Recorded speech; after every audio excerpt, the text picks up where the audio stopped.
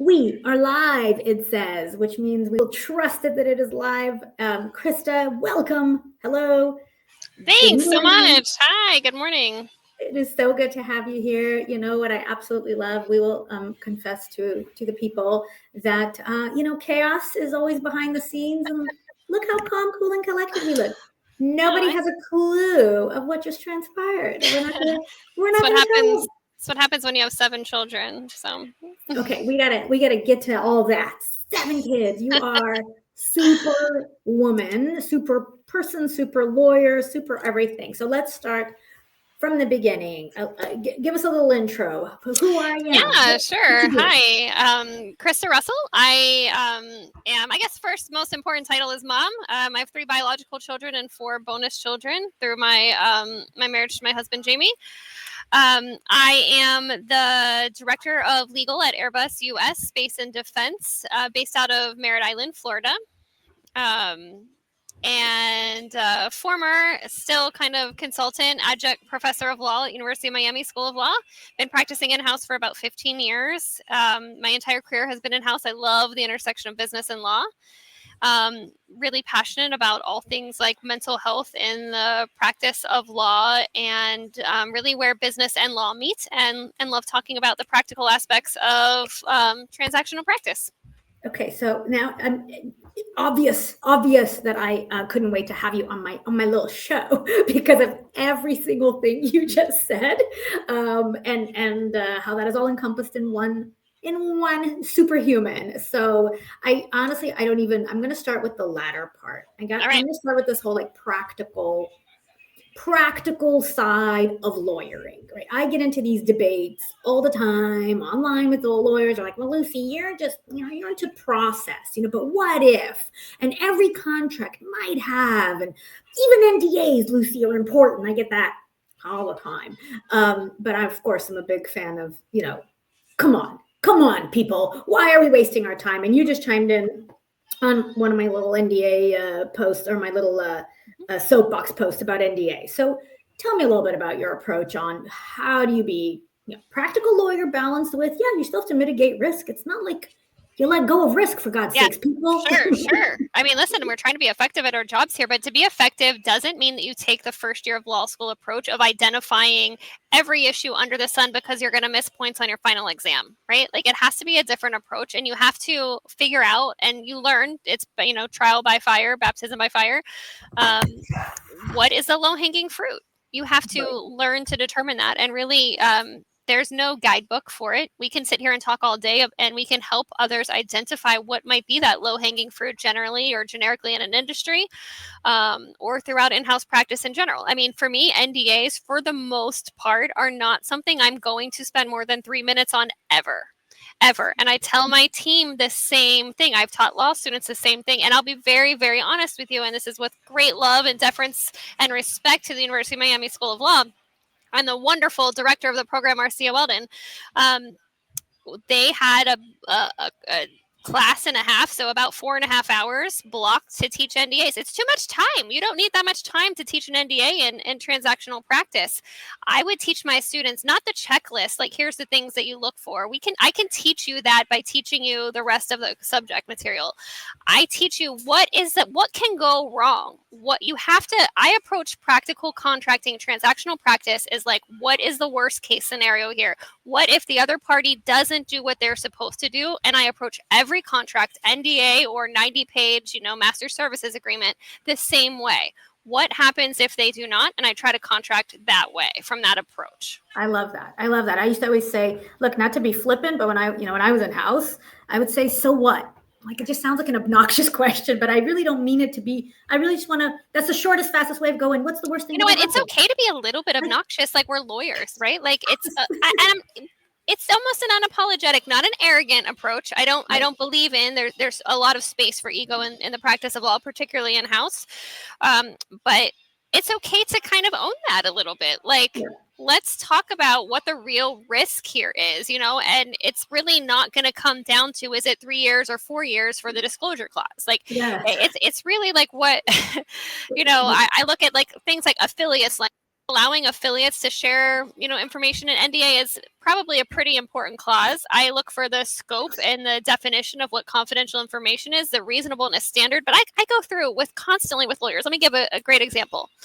On a typical NDA, you will have like a marking obligation, right? Like, how do you identify the confidential information? Do you have to stamp it? Do you have to identify it to the other party? And I say to my students all the time, and my team that I work with now, imagine your business person in a sales meeting trying to like negotiate the finer points of a deal. Like, do you think that they're going, before they say every part of the deal, are they going to like give a disclosure like, hey, by the way, this is confidential information, or sometimes you see follow it up with an email identifying everything you just talked about as confidential.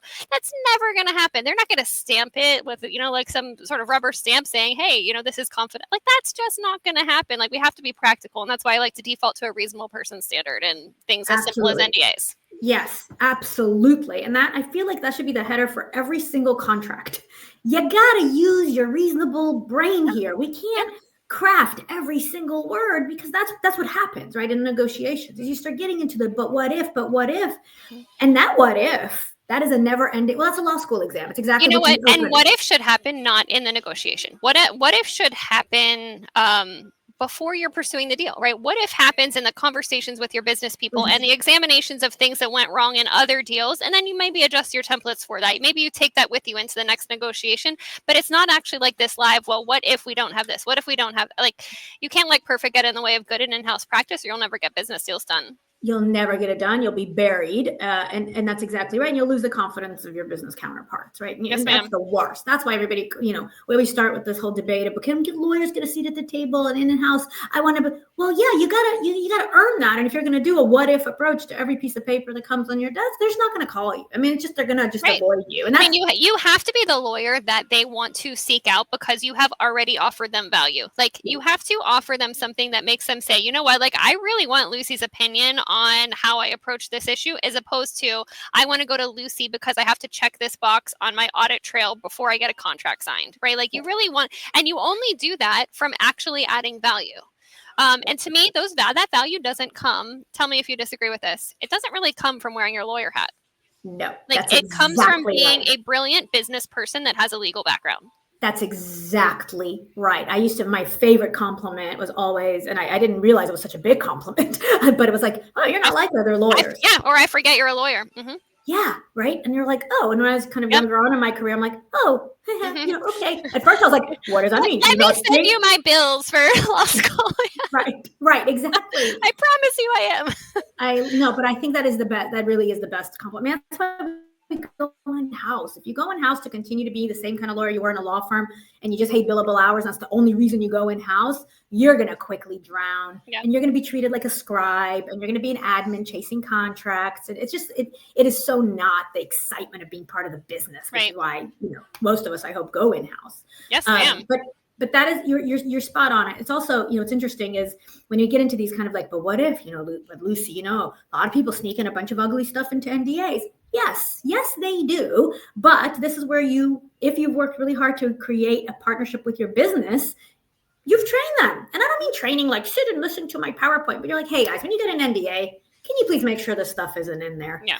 Really, by empowering them, Lucy, you're hitting it right on. By empowering them on whether it's an NDA, a more complex clause, it really doesn't matter. By empowering them to do more, not through long training sessions, but through practical advice that allows them to do what they're doing faster and without you. Because the fact of the matter is, they don't really want to use you. Like, they might want to come to you for the hard stuff, but they don't really want to have to run their document by you. They don't want to have to every bullet point. So by teaching them, by showing them, hey, like, here's something that I learned when I really try to include this because of this. It's always explaining it and drawing it back to the why. That helps us because this situation, it prevents blah, blah, blah, blah, blah. And remember, that happened with this customer or this supplier. Like, it just allows them to do it. And then they want to do it because they don't really want to use you in the first place. They want to handle their own stuff, make it go as fast as possible. And then after you have that rapport with them, they've done it the same way a couple times. Like, you have a more trusting relationship. You're able to review their documents a little bit more quickly once they do come to you, and they're empowered to just do as much as they can on their own. It's like a win-win. That's 100%. Let me play devil's advocate. Because I want to know how you dealt with this, because I dealt with this every day, day in, day out. Devil's advocate for all the corporate legal teams I work with, half of them will say, yeah, but I can't trust the business. Yeah. So what do you do? Trust takes a long time to earn and it's very quickly broken, right? Trust for me as in-house counsel comes through responsiveness, timely, quick responsiveness, reliability, and predictability. So they know when they're going to get from me, whatever the question is that they come to me, they're going to get an answer that is generally the same. They can't forum shop, so it's going to be the same as they get from other people as well. It's going to be in the same time frame. But when you have to trust the business, it's a totally different analogy, because we have been taught as lawyers that everything depends on us. We can't outsource anything. We can't trust the junior partner. We can't trust the paralegal. The buck stops with us, right? So we have been taught that, and it's a mind shift. We have to recognize we are not working at a law firm. We're working in-house, and in-house you have cross-functional collaboration. You have to rely on the finance team to run the numbers. You have to rely on your engineering team to make sure the specs are you just can't do it all. We are not the subject matter expert in all of the different areas that come across our commercial contracts, and we have to let go. So we work through. We have the process. The process checks us out, right? It's still important, but the process doesn't lead us, right? The process just helps us to make sure we don't miss stuff on the back end. But we're not run by process. So I think your process catches any of the mistakes, any of the steps that were skipped, or the things that come because we don't have trust in the business or whatever the functional group is. But we still have to take the leap of faith in offering, our teams the ability to go in and do their respective parts on their own. That's right. The respective jobs. I always say, look, we're all shareholders. We all have a job to do. And a lot of that starts at the top down, right? Where you have that alignment at the C-suite. Okay, contracting is a shared responsibility. Yeah, at the end of the day, our revenue is earned from the same place, right? Like if we don't get the deal done, I don't get paid either. Maybe I don't get the commission check, wish I did. But maybe I don't get commission off the deal. But at the same time, if the company is not, acquiring new business, none of us are, going to be here. So. That's exactly right. So you talked about process, one of my favorite words, probably the least sexy word for. It's my least favorite word, but it's important. I use it as the process helps to expedite. We've talked about this, you and I, in the context of CLM, right? CLM will expose your process flaws because everything can happen faster. So process is absolutely critical. And if you don't have process in place, then you will be shown all of the weaknesses will be magnified because it scales faster. I love it. I did not prep you for this. In fact, we didn't prep at all. I love it. No, we didn't. All the right things. Amen. Preach, preach, preach. Let me ask you this. Why is this it's recording? Sorry. Every once in a while, I'm like, wait a second, what's happening? But it's fine. Let me ask you this question. Process. Okay, CLM. So tell us a little bit about your CLM journey and what you know and what you know. Yeah. So a couple years out of law school, I had my first experience with a full CLM implementation. Off the top of my head, I cannot remember which system that we used, but it doesn't matter nonetheless.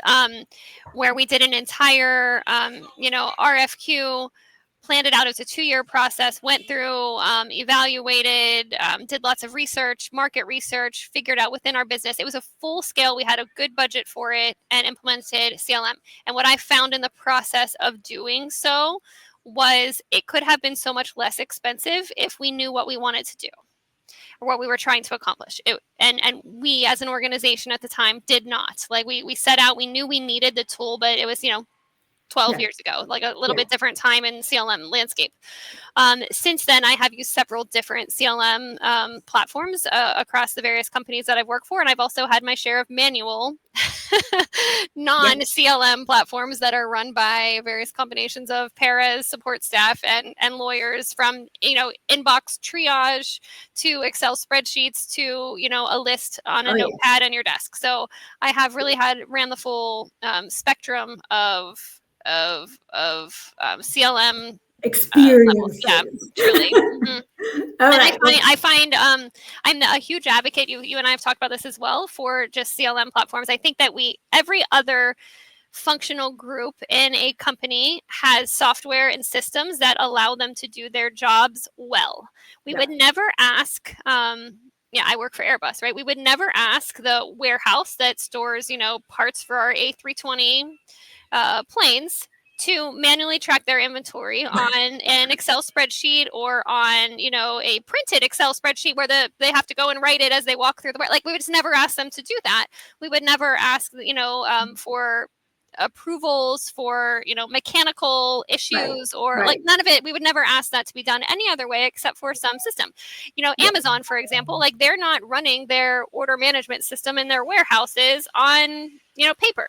They're running it through a complex, I'm sure, very proprietary, very extraordinarily expensive and wonderful, OMS system. Right.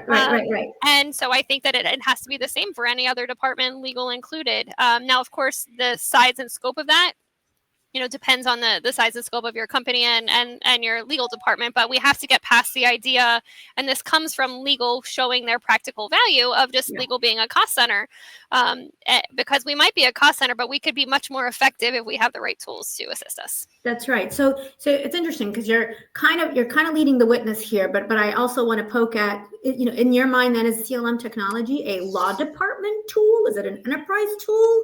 Many of CLMs now are so integrated and they have interfaces with Salesforce and, CRM processes and so it really, it doesn't in any way have to be. And the metrics that are provided from most CLM platforms at this point certainly serve purposes beyond legal. However, they certainly justify themselves if legal is the only function going to be using them or the only function that you really need it for. I certainly find when your systems all talk to each other, or even if they are the same system with different modules turned on, to be much more efficient, effective, cost efficient, especially.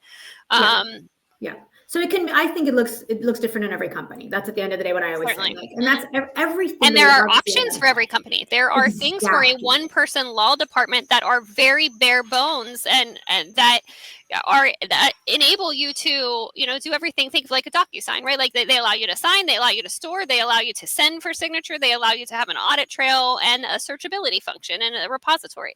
Like they have very basic things, and then obviously much more complex offerings as even well. The definition of CLM tech right now is all over the place. AI blew it out of the water. Oh, I said it there. We're 18 minutes in. I always wonder how long it takes. I usually try not to be the first one to say the two-letter word today. Sorry, but I was like, AI, it fell out. So now that it fell out, let's so first let's start, actually, before we get to AI. I do want to know what are your tips, having lived and breathed through so many iterations of what CLM tech is and can be and should be. What's your guidance today to those overwhelmed in-house lawyers who are like, I need CLM, I need something?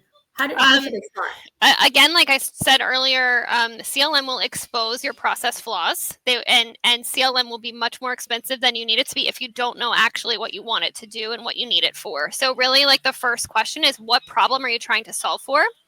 What is the process you're trying to speed up? Where is your roadblock? Is it an execution? Is it an approval?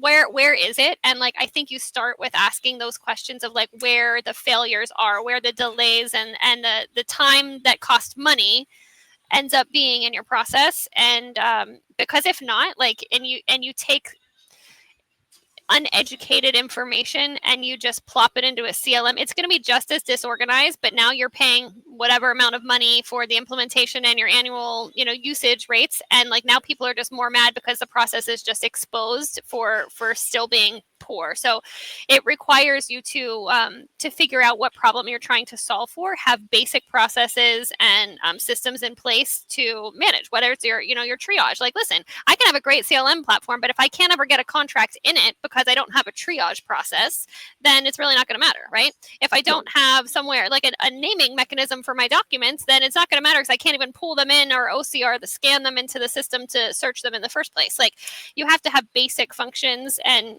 you have to figure out what those are, what's missing. You can do that as a one-person law department. You don't need extra time. You don't need to have, 2 or 3 people to manage the entire onboarding and implementation process. You just need to know what you're trying to do. Yeah, absolutely. So understanding the process. I mean, we say it over and over and over again. You really have to know. But you said you have to understand what you're trying to do. I think that is such an important sentence because it also applies to shopping. It's the goal. Yes. You're right. Like yes. How can you buy it, right? Like when you go to the store to buy Christmas presents, it's Christmas season now, right? Like, I'm going to buy jewelry for my mom or a sweater for what? Like you have an idea of what you're looking for. You have to know what you're looking for with CLM as well. We just did our first, we did a little workshop. It was a 90-minute squeezing in, which usually takes us 12 to 14 weeks in a full-on engagement. We did like this 90-minute workshop because we realized so many people out there, just they don't have the budget for full engagement. They don't have the time. They're trying to do it themselves. It's like scrappy. And what we realized is you really can't go, we're trying to like, what's the analogy that'll resonate with people and why they shouldn't just be watching demos. We know one of our prospective clients has seen 12 plus demos and is in active negotiations with 10 vendors. And I'm like, what, why? How is that? Please. It's so funny that you said that. I bet I've sat through 20 plus demos over the last even 5 years. I'm very curious about CLM and like what they're doing. And the particular CLM that I became acquainted with and like started, speaking out in support of was the one that first of all, I had already known what I needed, what I didn't need, but it was what they had answered all the questions that I had before I had to ask them, right? Like they really presented, but if you are blind, okay, if you don't know what you're looking for, watching a demo will be the worst thing for you. It's like going into a grocery store hungry. Like, oh my God, my analogy. I'm like, you know what? That's exactly what I said. I'm like, you cannot go to a grocery store when you know you need vegetables and salad and you're preparing healthy meals, and then you come home with ice cream. Yes. Why do I have 3 gallons of ice cream? Because you went hungry. You went hungry. Yeah. Oh my God. And I mean, usually when you're desperate and like you're understaffed and you don't have like the resources that you need, then you're going to be hungry going into the CLM grocery store, That's right. That's right. But you can't go into that store and shop without having an idea of what problem you're trying to solve for. That's right. So much of it is about that planning and that readiness. Your grocery list. Right. Grocery list. Exactly. That's exactly what I'm saying. Like, that's called a BRD. Anybody who's listening and watching. So great, because you and I have never spoken about that analogy or even that exact topic before, but I love that we're so in sync. I'm telling you. That's why I'm like, people, I swear. Plus I'm a low prep person. Anybody knows I'm like, I don't do prep. It's too much work anyway. So I guarantee you we didn't plan this conversation. Nope. So no, it's that readiness and the process planning. It just can't be, I can't say it enough. And one of my favorite words, change management, not to be all, consulting tea on it, but managing that change, you can't just light up a tool. I don't care if you find the best tool. I don't care if you've seen the demos and everything looked good and your BRDs were clean and business requirements documents, those are not BRDs, but let's say you picked a fantastic tool, but you're in an enterprise that is bigger than 300 people. The basics. You will not be successful if you don't plan for the change. You don't just light this up. It's not an app you're going to just download. Yeah, you can't just switch the module on. You can't just turn on the light switch. Correct. Right? People also forget that. I will just put a little shout out. We just put out our annual market study on CLM, and it's hot off the presses. So I don't even know if it's on the website anywhere. I do have a little QR code I'm going to post here, because what we've decided this year is different than the past 2 years. We don't even have a vendor list. Like, we used to have at least a list where we try to put like what life cycle stage they even play in. Are they great at the negotiation? Are they great at the intake and workflowy type stuff? Because we're trying to orient the world around what is CLM. And right now, of course, with AI, it's like slapped it in the face. Hey, slapping CLM, left and right. And what we realized is it is all about that readiness and understanding what you're trying to solve. And then you can start applying tech, because now it's way different than probably some of those bigger, end-to-end systems that you first looked at 12 years ago. I was at the same time frame. Correct. I was in-house at Microsoft making those choices. Now it's all, there's agile little pieces and the plug-in and the integrate. And I want to say that makes it much, much easier, but also much more difficult to get the right thing, because you have to know, do I need this big bucket? Do I need the entire, produce section? Or like, do I just need, potatoes? Like, do I just need and you can go out buying much more than you need. Yeah. And have functionalities that sit, unused, essentially, if you don't know. So it's great to have so much choice, within the market, but it's also sometimes, analysis paralysis because of the sheer amount. Mm-hmm. Absolutely, 100%. So we have a couple of minutes left. So let's talk about in real life, real day to day. How are you using AI? What are you loving? What are you hating? What do you wish it did better? I'd love to hear. Yeah. I use AI for all tasks that I believe make me more efficient. Now, I know that's a very generic thing, but sometimes I work in a very highly technical space, quite literally aerospace. Okay. Yeah. There are times, oftentimes, several times a day that I get emails. I'm like, I have no idea what the base conversation is to understand. Like, I know what the question is, but I don't know enough of the underlying information. So interpreting emails, I use AI regularly to help me understand more swiftly on a long email chain what the background is, so that I can get to my answer better, making sure I'm not missing something. I use AI. I did a lot of promptathons with my team on this, on like how to double check our work, how to obviously with syncophatic like systems, like most AIs are, like they're going to give you results that are more tailored to you and kind of speak your language and results that you want with time. So you kind of have to work back to test it as well. We use it a lot for double checking, like red line comparisons, not like, hey, what am I missing here, but like going through and like responding to the why, right? Like the commenting why. I teach my team regularly, like we don't just redline documents, we redline and explain so that we don't have to take unnecessary time in future iterations, right? So sometimes working the explanations that are specific to our industry and this customer or vendor relationship, we use AI in using some of those explanations. I use AI in everything from drafting emails and making sure that emotion is taken out of it. Amen, sister. Amen. Yeah. Pulling together bases of memos that don't have like legal citations and casework in it, but that are just like pulling together high level risk analysis, giving me a baseline to start with. I've always been the lawyer, and I know others are this way, and some are the complete opposite, where I throw everything into my draft of something that I'm writing and then cut stuff out, whether it's a brief, a memo, pleadings, whatever it might be. I throw the kitchen sink in it and then I cut out. So I use AI to kind of help me with that, throw everything in approach, and then I clean up and cut. And anything that I can find that I can double check is really how I use AI in my, regular day-to-day practice. That's amazing. So do you rely on kind of legal specific AI, or are you using a licensed general model?